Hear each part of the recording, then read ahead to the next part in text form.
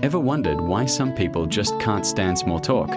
It's that polite, surface-level chatter about the weather or what you did last weekend. For many, it's an essential social lubricant, a way to break the ice. But for others, it feels like a pointless, draining exercise.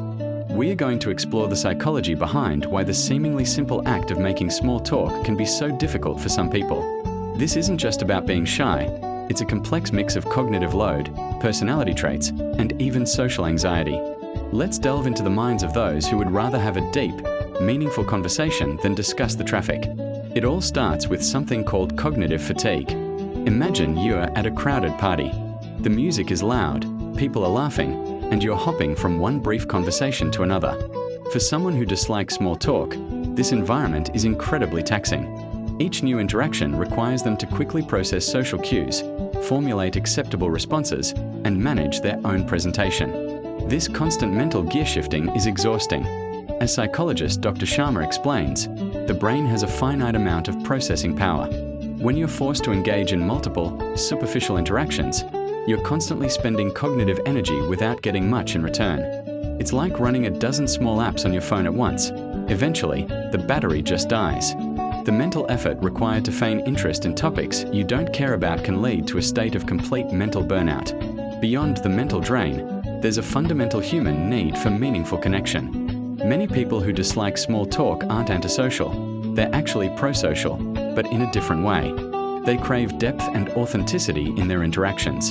Think of it like this: a shallow connection is like skimming the surface of a vast ocean, while a deep connection is like diving down to explore the rich, hidden world below. Superficial chatter keeps you at the surface, never allowing for a genuine bond to form. According to sociologist Dr. Carter, humans thrive on what are called strong ties. These are the relationships built on trust, vulnerability, and shared understanding. Small talk, by its very nature, is the domain of weak ties. It's functional for networking or brief encounters, but it fails to satisfy the innate desire for substantive relationships where you feel truly seen and understood. This preference for depth is often linked to personality, particularly introversion.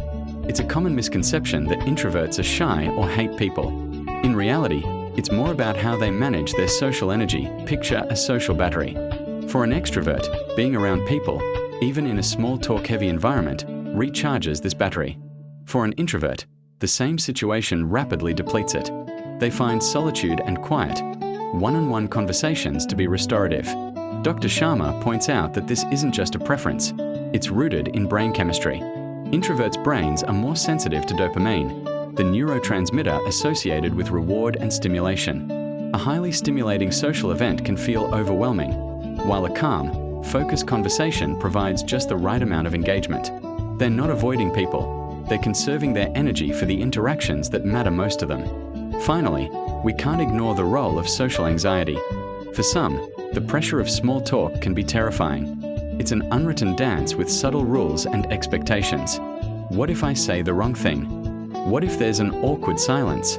This fear of judgment or of violating unspoken social norms can be paralyzing. Dr. Carter explains that small talk is highly performative.